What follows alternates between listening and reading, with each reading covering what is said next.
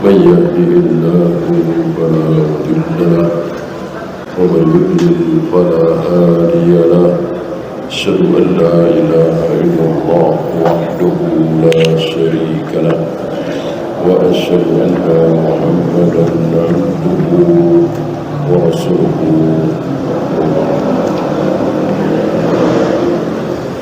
Kita sampai hadis nomor 40. Wa an Anas radhiyallahu anhu qala qala Rasulullah sallallahu alaihi wasallam la yatamannayanna ahadukum al-mauta lidurrin asabahu. Janganlah seorang dari kalian lidurrin asabah, karena tertimpa kemudaratan, karena jatuh bangkrut, karena terlilit hutang, karena dipecat, karena bisnisnya hancur, karena tiba-tiba badannya cacat, lalu berharap ingin segera mati. Bolehkah? Tidak boleh. Tidak boleh. Berarti haram. Haram.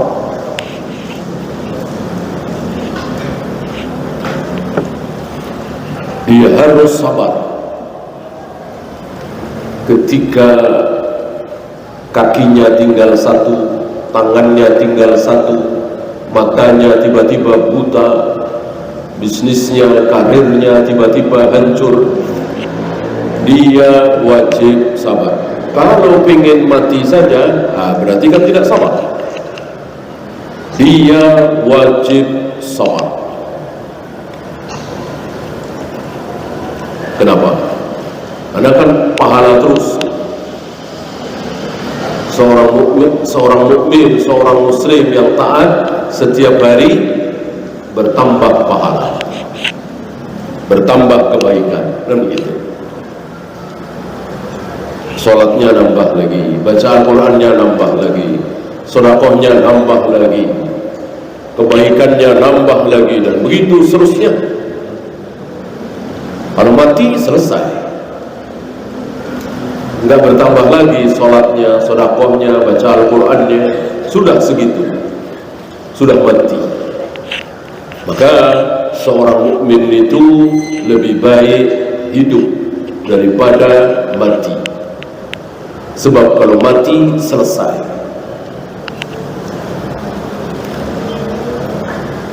Fa in kana la budda fa'ilan.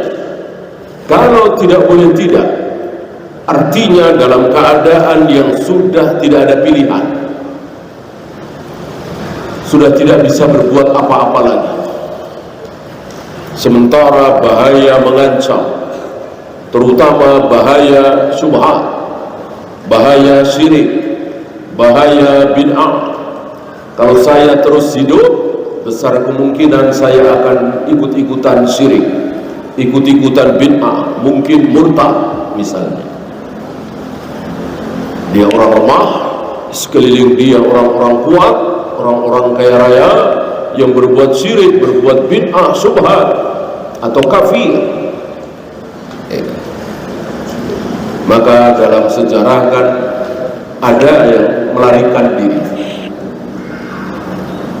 ada bahkan yang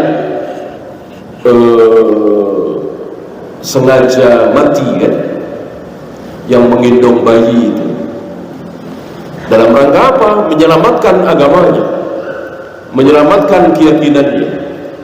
Termasuk 7 pemuda yang akhirnya ditidurkan oleh Allah di dalam goa itu selama 300 tahun atau 300 tahun lebih. Dalam rangka apa?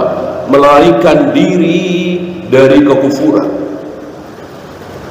Ada besar kemungkinan kalau terus di situ akan ikut-ikutan kafir. Nah, dalam keadaan seperti itu sudah tidak ada pilihan, istilah kita apa itu, sudah di ujung tanduk, tidak bisa berbuat apa-apa lagi, dan ini bahaya akhirat. Ya. Falyaqul, maka dia boleh berdoa begini, Allahumma ahyini, ya Allah hidupkanlah aku, makanatil hayatu khairan li, seandainya hidup itu lebih baik bagiku, seandainya hidup itu lebih baik bagiku, ya Allah hidupkanlah aku. Wa tawaffani idza kanatil wafatu khairan li, tapi seandainya mati kok lebih baik bagiku, ya Allah matikan saja aku. Ini maksimal. Ketika sudah tidak ada pilihan lagi, boleh mengucapkan seperti ini, ya.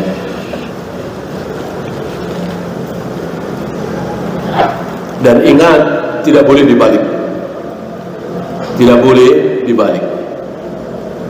Ya Allah matikan aku, seandainya mati itu lebih baik bagiku, seandainya hidup lebih baik bagiku, ya Allah hidupkanlah aku. Ini dibalikkan?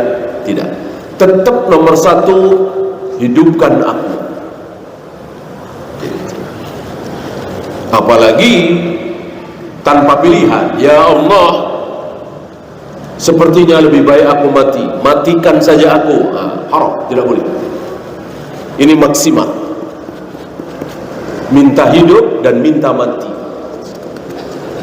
Minta hidup seandainya hidup itu lebih baik bagiku, dan minta mati seandainya mati itu lebih baik, dan serahkan kepada Allah. Allah Maha tahu, kita tidak tahu apa-apa. Asa an takrahu syai'an wa huwa khairul lakum. Berapa banyak kita membenci sesuatu, tapi yang kita benci itu justru itu baik. Dan berapa banyak kita mencintai sesuatu, justru yang kita cintai itu buruk. Wallahu ya'lamu wa antum la ta'lamun. Allah yang Maha tahu, kalian tidak tahu. Maka tidak boleh kita merasa lebih tahu. Matikan saja ya Allah, lebih baik aku mati. Tidak boleh.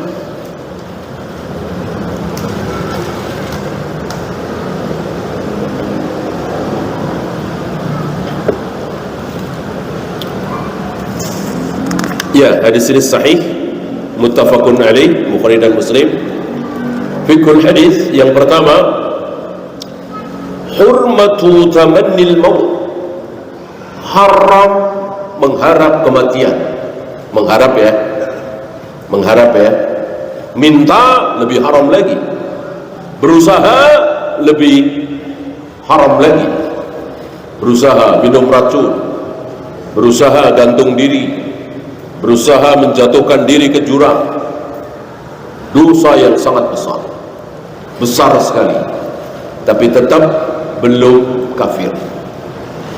Kalau belum kafir, berarti masih berhak disolati apa tidak? Masih berhak disolati apa tidak? Masih.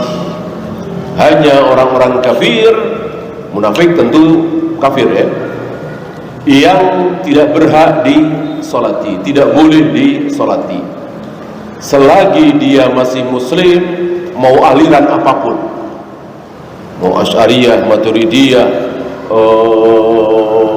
Mu'tazilah, tetap harus disolati. Termasuk sebesar apapun dosanya. Sedang minum khamar mati, sedang berzina mati, sedang berjudi mati, berkelahi mati, termasuk bunuh diri, masih wajib disolati. Hanya para imam menasihati jangan disolati oleh para tokoh, jangan. Para ulama, para muballigh, para ustaz, para da'i, jangan ikut menyolati. Biarkan disolatkan oleh keluarganya atau teman-teman dekatnya, untuk memberikan pelajaran kepada kaum muslimin supaya kaum muslimin semakin jauh dari zina, khamar, judi, gantung diri dan seterusnya.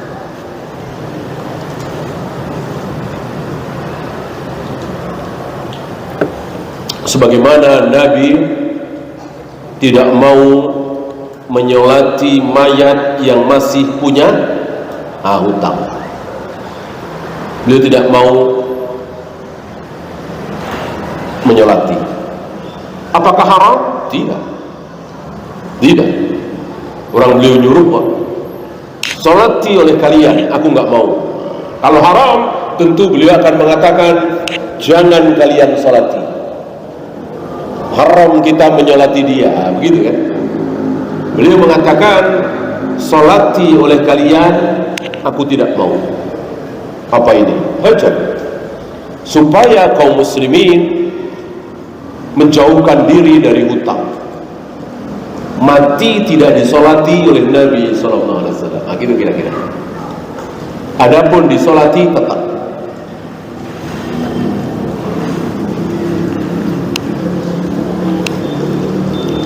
Kemudian beliau membawakan riwayat sahih ada di Bukhari tentang kisah Khabbab bin Arad.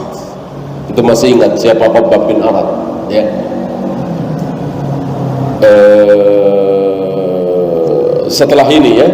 Setelah ini ada hadis Khabbab bin Arad. Khabbab bin Arad ini pernah ditusuk dengan besi panas.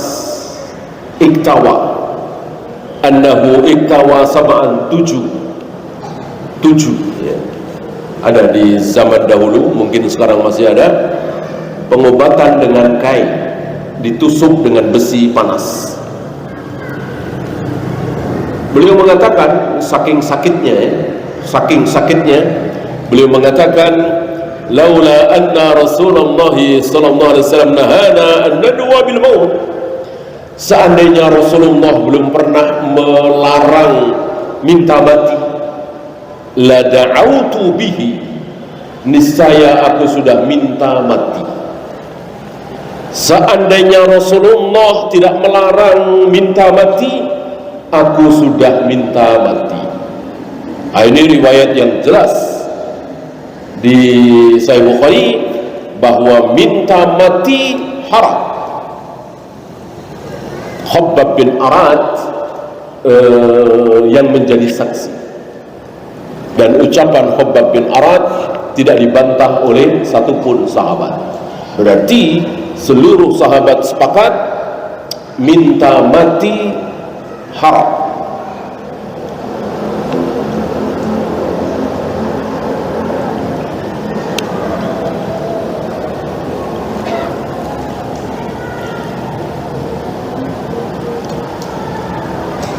Kemudian beliau menambahkan, fa in khasyal 'abdu 'ala nafsihi li wuqu'il fitan. Ketika seorang hamba mengkhawatirkan dirinya jatuh ke dalam fitnah. Fitnah yang dimaksud adalah syubhat, bid'ah, syirik, murtad. Bukan sekedar urusan dunia, jatuh bangkrut, jatuh miskin, cacat, nggak bisa jalan-jalan lagi dan enggak. Bukan itu yang dimaksud. Terjatuh dalam fitnah karena lingkungan sudah luar biasa. Ya. Taruhlah di dalam penjara. Satu penjara itu semuanya kafir semua, misalnya. Ya. Jahat semua. Dia dipaksa untuk melakukan kekufuran. Seorang diri tidak mampu menghadapi puluhan orang kafir itu, misalnya. Dalam keadaan seperti itu boleh berdoa minta mati, tapi ingat lafadznya seperti tadi, tidak boleh dibalik, apalagi dibuang salah satunya. Yang kedua, wala syakka anna hayat, bahwa hidupnya seorang mukmin itu lebih baik daripada matinya. Jelas itu. Karena dengan hidup dia bisa menambah amal, menambah sholat, menambah puasa, menambah sedekah, baca Al-Quran dan seterusnya. Kalau mati, selesai. Seumur hidup dia sholat 100.000 kali misalnya, lalu mati, ya udah, nggak mungkin nambah 1, 2. Kalau dia masih hidup, tentu bertambah lagi, bertambah lagi, bertambah lagi. Maka kata Nabi, sebaik-baik umur itu yang pendek apa yang panjang? Yang panjang, yang dipakai untuk berbuat taat. 80 tahun, 85 tahun, 90 tahun diisi dengan ibadah, taat, jihad, dan seterusnya. Seburuk-buruk umur sama umur yang panjang dipakai untuk maksiat. Kita melihat ada satu bangsa, rata-rata umur mereka panjang-panjang. Ketika mereka mati 80 tahun, ada yang 85, ada yang 90, penuh dengan kemaksiatan. Orang kafir ya tentu maksiat. Mana ada orang kafir yang tidak maksiat? Ya, tiap hari bertambah dosanya, tiap hari bertambah dosanya, tiap hari bertambah dosanya. Itulah orang kafir. Bagaimana kalau orang kafir ini jauh dari zina, khamar, judi, tetap tiap hari berdosa. Ya enggak sholat, enggak puasa, enggak mandi junub, apa enggak dosa besar itu? Ya. Maka orang kafir itu semakin hari semakin bertambah dosanya, semakin hari semakin bertambah dosanya. Itulah orang-orang kafir. Nah, kita yang bukan kafir harus sebaliknya. Tiap hari bertambah pahalanya, bertambah amalnya. Maka lihat ulama-ulama kita, pendahulu-pendahulu kita, semakin tua semakin bagus pemahamannya, semakin tua semakin taat, semakin tua semakin tawadhu, dan begitu seterusnya.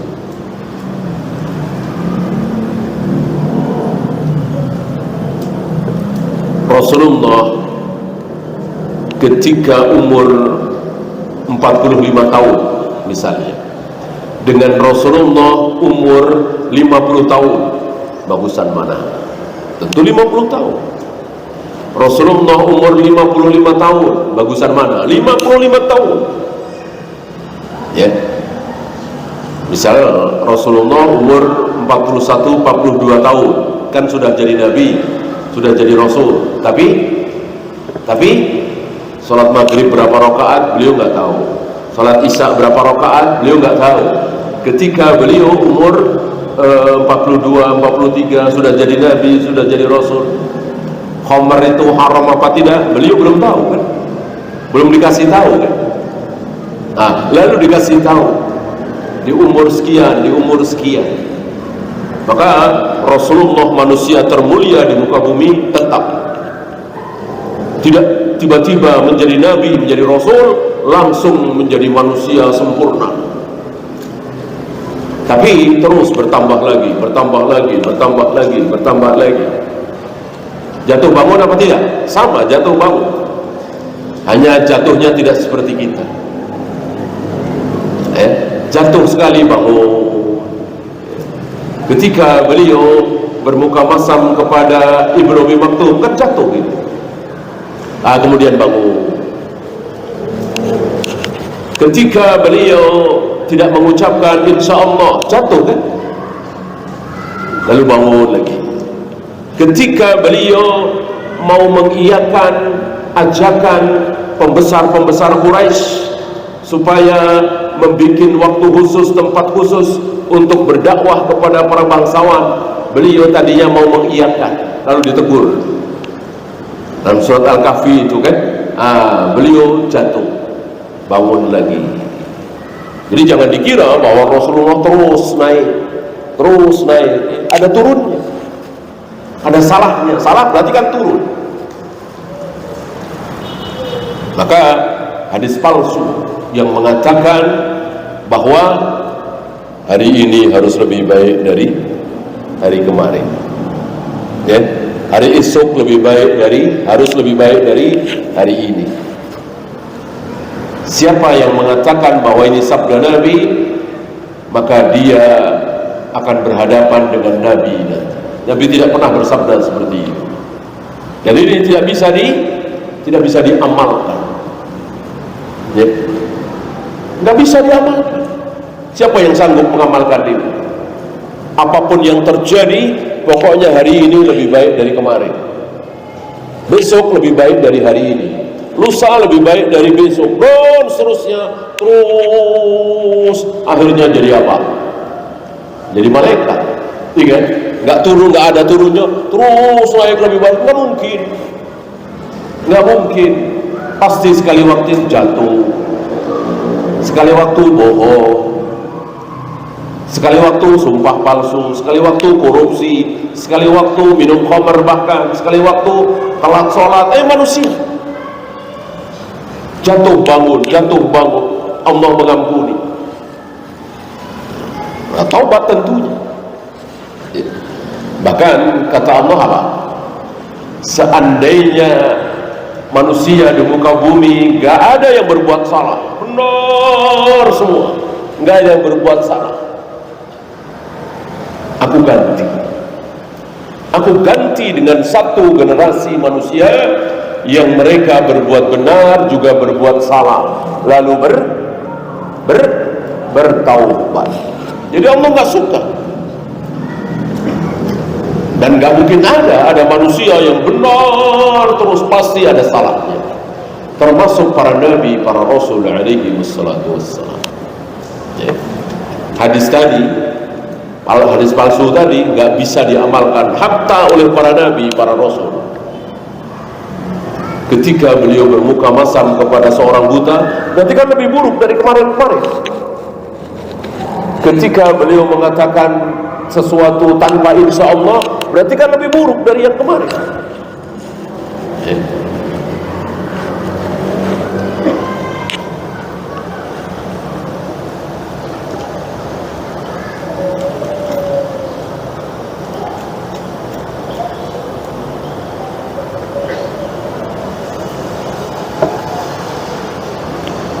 Ini ada sedikit kemuskilan. ولا يظنن ظان أن كراهية تمني الموت تعني كراهية لقاء الله. Jangan salah sangka bahwa tidak mengharapkan mati berarti tidak mau apa? Tidak mau bertemu dengan Allah. Karena bertemu dengan Allah pasti mati. Tidak mungkin bertemu Allah itu hidup. Maka mengatakan bahwa sholat adalah kita bertemu Allah, salah, keliru. Masih ingat? Sholat bukan bertemu dengan Allah, tapi berbisik. Sholat itu berbisik dengan Allah, bukan bertemu. Kalau bertemu Allah apa? Bertemu Allah apa? Mati. Bertemu Allah itu mati, bukan salat. Nah, ada riwayat hadis, laqad tala syauqul abrari ila liqa'ihi wallahu ila liqa'ihi asyaddu syauqan. Orang yang rindu ingin bertemu dengan Allah mati tentunya. Allah lebih rindu ingin ketemu dengan dia. Di ayat lain, man ahabba liqa Allah ahabba Allahu liqa'ahu. Barang siapa yang ingin cepat bertemu dengan Allah, Allah pun suka ingin bertemu dengan dia. Wa man kariha liqa Allah, dan barang siapa yang benci tidak mau bertemu Allah, maka Allah pun nggak sudi ketemu dengan dia. Padahal bertemu dengan Allah adalah mati, seolah bertentangan. Kalau tanpa ilmu akan mengatakan bertentangan. Satu mengatakan kita tidak boleh berharap-harap mati, satu mengatakan kita harus senang bertemu dengan Allah mati. Sebab kalau kita tidak mau bertemu Allah, tidak mau mati, Allah pun tidak sudi mau ketemu kita. Kalau kita cepat-cepat ingin bertemu Allah, cepat-cepat mati, Allah pun senang menyambut kita. Gimana nih menjamaknya?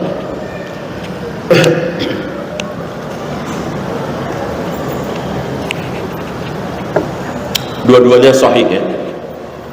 Dua-duanya sahih. Yang ini ada di Sahih Muslim. Dan kita sudah belajar tidak mungkin ayat bertentangan dengan ayat. Tidak mungkin hadis bertentangan dengan hadis. Tidak mungkin ayat bertentangan dengan hadis. Tidak mungkin ayat atau hadis, itu ada sahih ya, bertentangan dengan ilmu pengetahuan.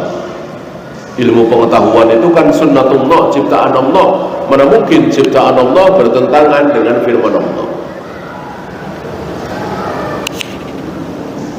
Nah, maka tidak mungkin bertentangan ini. Maka mari kita ikuti penjelasan siapa? Aisyah.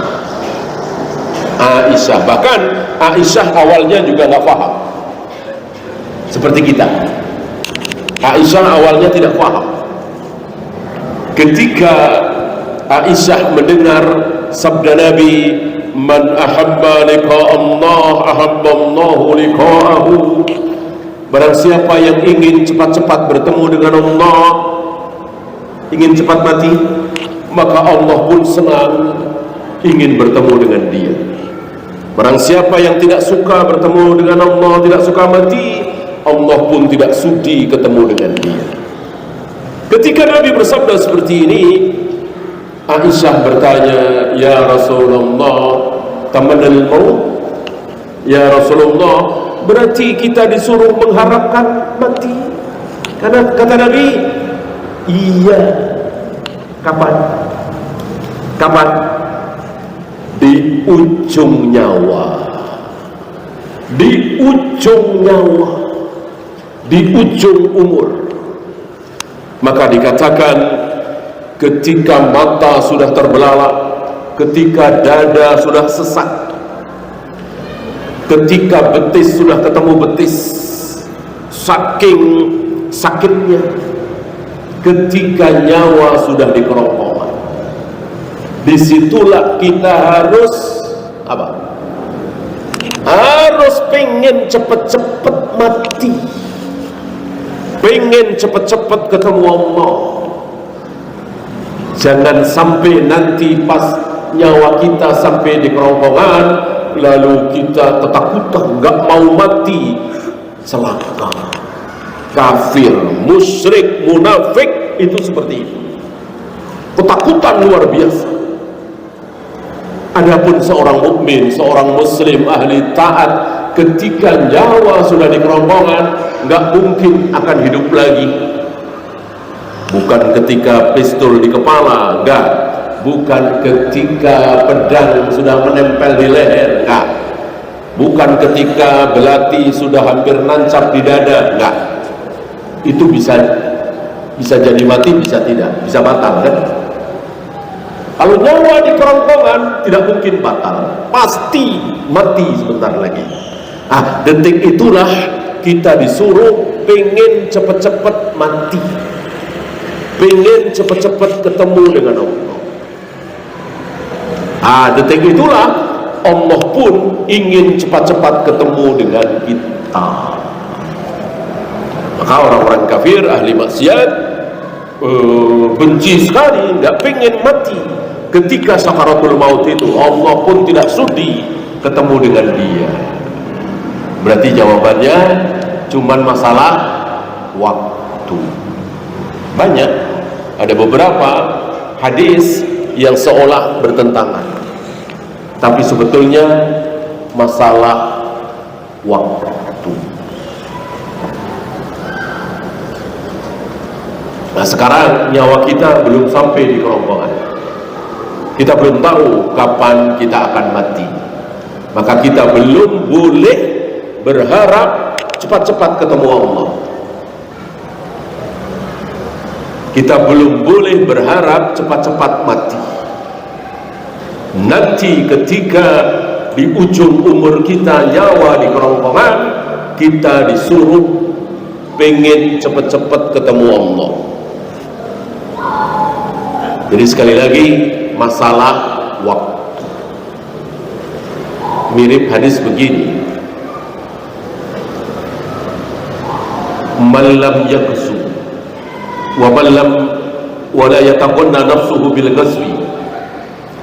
Barang siapa yang belum pernah berperang dan dia tidak ada keinginan sedikit pun untuk berperang, berjihad, membela agama Allah, lalu dia mati, maka dia mati dalam keadaan cabang kemunafikan. Famata fi syu'batin minad nifaq. Berarti menurut hadis ini kita disuruh bercita-cita untuk bisa jihad membela agama Allah. Sementara di hadis lain, nanti insya Allah kita akan sampai hadisnya, la tatamanna liqa'al adu. Jangan kalian berharap-harap ketemu musuh. Jangan kalian berharap-harap ketemu musuh. Maksudnya ketemu musuh di sini apa? Di jihad, perang. Jangan berharap.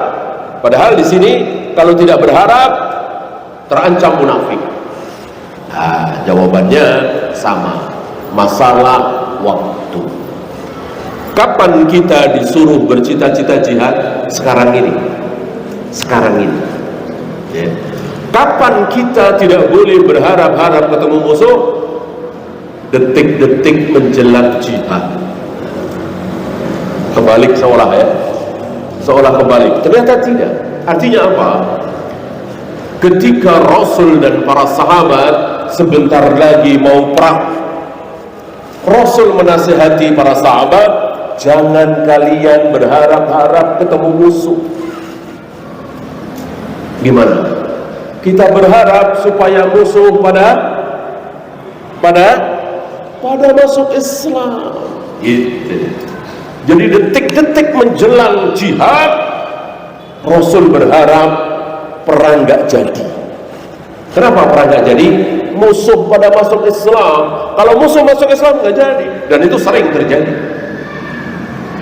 Ketika satu kabilah dikepung oleh Rasul dan para sahabat, lalu mereka menyatakan masuk Islam, nggak jadi perang. Yang ada dakwah, dituntun mereka bersyahadat, diajarin sholat, baca Al-Quran, dan seterusnya. Itu yang dimaksud. Ya. Maka Rasul senang, para sahabat juga disuruh senang. Ketika detik-detik menjelang jihad, kok akhirnya nggak jadi karena musuh pada masuk Islam. Dan tentu itu yang diharapkan. Jadi jihad itu, perang itu bukan tujuan, bukan cita-cita terbesar. Tujuan utama adalah musuh masuk Islam.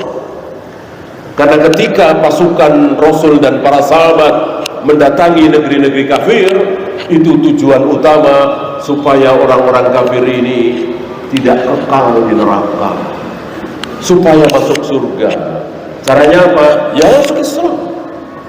Satu-satunya cara supaya mereka tidak kekal di neraka, satu-satunya cara apa? Masuk Islam. Itu tujuan utama. Ketika itu tidak terjadi, mereka tidak mau masuk Islam, nggak apa-apa. Nggak apa-apa, jangan diperangi dulu, tapi bayar jizyah.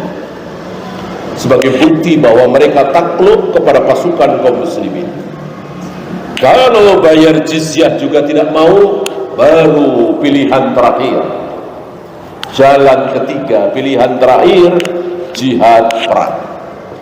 Dan Rasul serta para sahabat tidak berharap itu. Berharapnya nomor satu.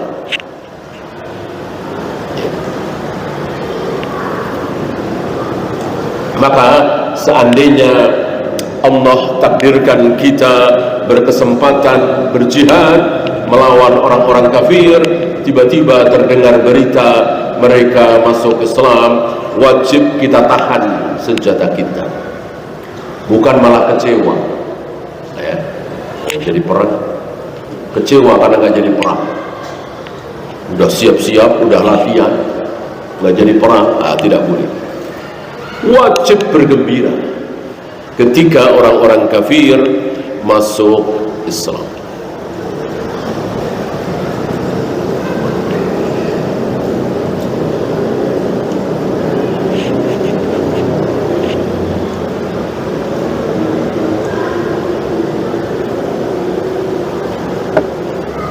Nah, menarik beliau membahas bagaimana ucapan Nabi detik-detik menjelang wafat. Apa kata Nabi? Allahumma ar-rafiqul a'la. Ini ucapan terakhir, kalimat terakhir yang keluar dari mulut Nabi yang didengar oleh telinga Aisyah radhiyallahu anha, bukan Fatimah ya. Salah besar orang yang mengatakan bahwa Rasul menjelang wafat bersama Fatimah, Ali bin Abi Thalib, Hasan, Husain. Keliru. Rasulullah menjelang wafat bersama Aisyah.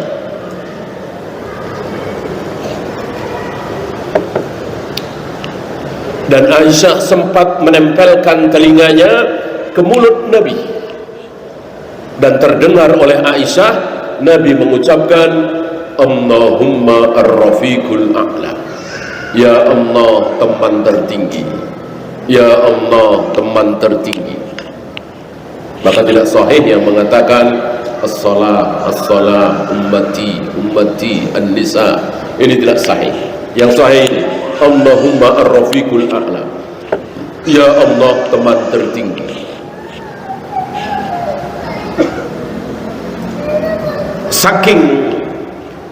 Saking senangnya sebentar lagi akan bertemu dengan Allah, maka sampai dikatakan teman tertinggi.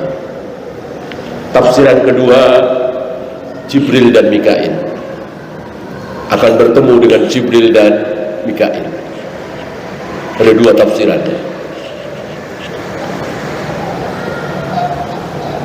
Kenapa Rasulullah mengucapkan kalimat itu? Ada tiga jawaban. Yang pertama, anna Rasulullah sallallahu alaihi wasallam qalahu fi halatin najah. Ini diucapkan oleh Nabi sallallahu alaihi wasallam ketika beliau nazar, syakaratul maut, seperti tadi yang kita bahas. Berarti beliau ingin cepat-cepat mati. Adapun kemarin-kemarin gak ada riwayat Nabi kalah perang misalnya, Nabi dikecewakan oleh istrinya misalnya, Nabi malu semalu-malunya dalam peristiwa Zainab dan Zaid bin Haritha, lalu beliau minta mati. Gak ada. Ini cuma ini, beliau mohon segera mati fi halatin nazar, ketika menjelang sakaratul maut. Haitsu busyira bima a'adda Allahu lahu min jannatin na'im wa maqamin karim fa ahabba liqa Allah. Ketika beliau diberi kabar gembira bahwa Muhammad, inilah yang akan engkau dapati, surga, kenikmatan surga yang abadi, maka beliau ingin cepat-cepat bertemu Allah. Dan ini berlaku juga bagi seluruh kaum muslimin yang taat kepada Allah. Di akhir kehidupannya dia ingin cepat-cepat bertemu Allah. Yang kedua, anna Rasulullah sallallahu alaihi wasallam khuyira bainal baqa'i fi ummati wa ta'jil. Beliau diberi dua pilihan. Beliau diberi dua pilihan, sebagaimana seluruh para nabi, para rasul ketika menjelang wafat diberi dua pilihan. Mau segera mati sekarang atau nanti. Pilihan kedua nanti. Tapi pilihan kedua ini terserah Allah, bukan terserah Nabi yang bersangkutan.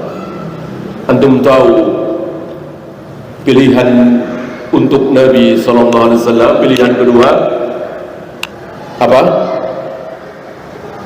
Bainal baqa'i fi ummatihi, terus hidup bersama umat terakhir. Seandainya beliau memilih pilihan kedua, maka hari ini beliau masih hidup dan akan terus hidup, nanti meninggal bersama umat beliau yang terakhir. Misalnya umat beliau yang terakhir itu si fulan, habis itu nggak ada lagi, semuanya kafir semua, musyrik semua, maka beliau akan meninggal bersama si fulan. Tentu rugi besar bagi beliau. Rugi besar bagi beliau kalau memilih pilihan kedua. Maka beliau memilih pilihan pertama dengan mengucapkan Allahumma ar-rafiqul a'la. Ya. Ayat ketiga, innahu khasun bihi duna ummatihi, itu khusus beliau. Khusus beliau berharap mati boleh. Wa huwa dhaif, ini pendapat yang dhaif, pendapat yang lemah. Jadi yang benar 1 dan 2 tadi.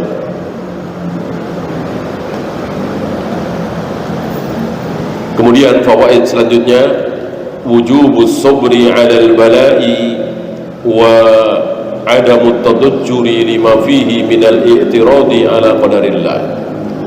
Wajib bersabar atas seluruh ujian yang menimpa.